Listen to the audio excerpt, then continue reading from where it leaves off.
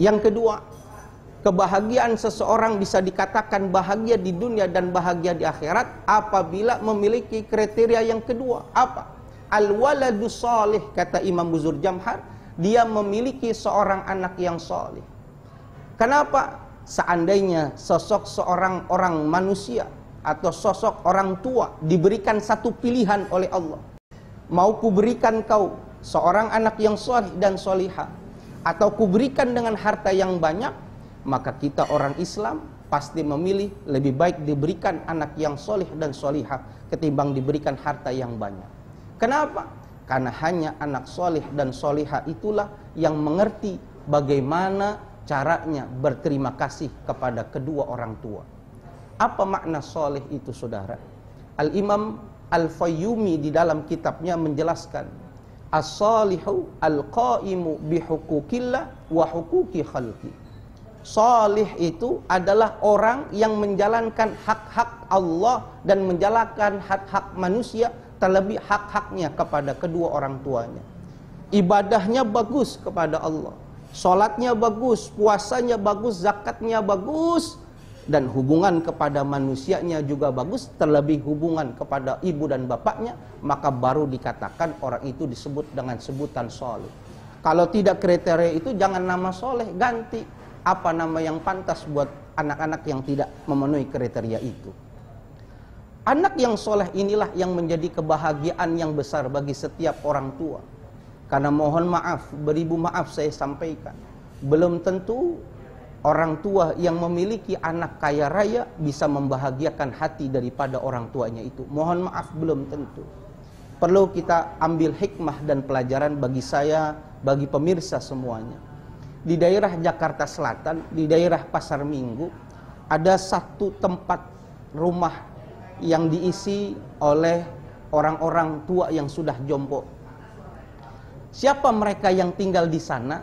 Siapakah mereka yang hidup di sana? Mohon maaf, beribu maaf, yaitu orang-orang daerah yang dahulu di kampungnya dia bukan siapa-siapa, bukan orang hebat.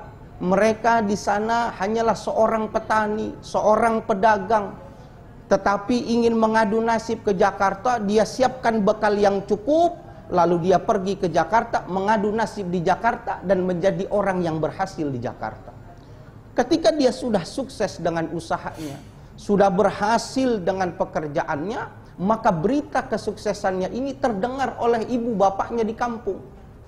Maka ketika seorang ibu, seorang bapak mendengar anak yang dahulu dia rawat dengan baik di Jakarta menjadi orang yang sukses, maka hal pertama yang dia lakukan, dia jual harta rumahnya, dia jual harta bendanya, dia milikin uang itu buat apa? Buat dia belikan tiket dan buat bekal nyusul anaknya ke Jakarta.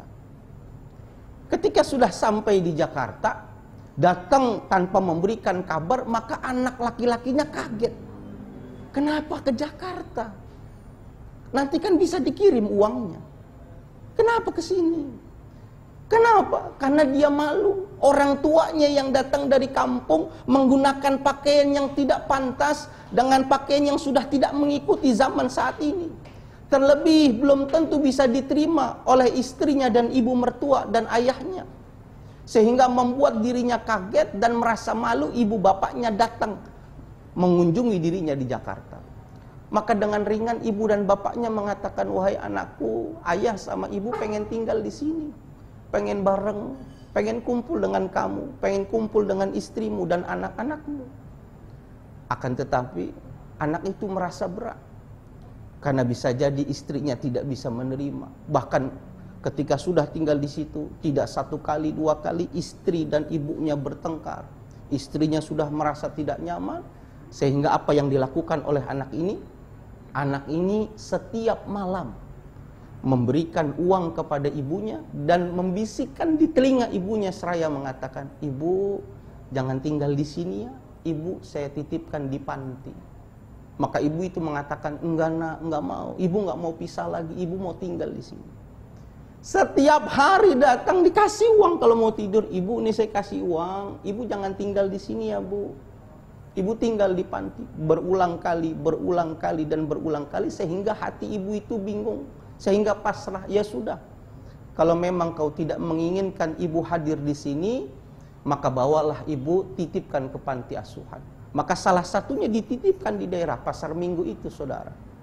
Maka satu ketika saya mengunjungi ke sana, dilihat ada sosok ibu-ibu yang punya bantal 2. Orang biasanya yang tinggal di situ dikasih bantal cuma 1, tapi ibu ini bantalnya 2.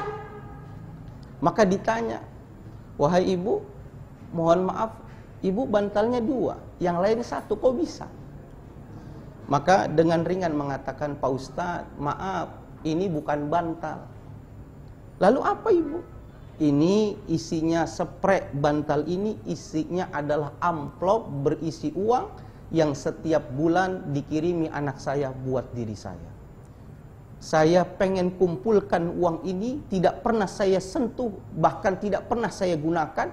Tujuannya kalau saya nanti meninggal dunia, anak saya ambil lagi uang itu, biar dia tahu dan sadar sesungguhnya saya tidak bahagia dengan harta pemberian yang dia berikan. Saya malu, saya kecewa ketika anak saya tidak mau merawat saya di hari tuanya. Saya kecewa, saya ingin anak itu tahu. Yang lebih sedihnya lagi, saudara, ada sahabat dari ibu ini belum lama meninggal dunia. Maka dari pihak panti menghubungi anaknya, mengabari bahwasannya ibunya sudah meninggal dunia. Maka yang paling menyakitkan hati, miris kita mendengarnya, ketika anak itu diberi kabar ibunya sudah meninggal dunia, dia cuma mengatakan, baik, nanti saya kirim supir saya untuk membawa uang yang cukup untuk mengurusi daripada penguburan jenazah daripada ibu saya. Dia nggak sempat hadir di hari di mana ibunya harus dikuburkan karena satu kesibukan dan lain sebagainya. Apa itu yang dikatakan orang tua yang bahagia memiliki anak yang kaya raya? Belum tentu. Inilah yang membuat hati seseorang sedih. Tapi bagi seorang anak yang soleh, dia tidak akan pernah melakukan hal itu. Karena teriang-iang di telinga seorang anak yang soleh satu pesan Nabi kita Muhammad SAW. Siapa seorang anak yang mendapati ibu bapaknya atau salah satu daripada keduanya, tapi tidak bisa menyebabkan dirinya masuk ke dalam surga, maka anak itu termasuk golongan anak-anak yang mendapatkan laknat dan kemurkaan yang besar di sisi Allah Subhanahu wa ta'ala.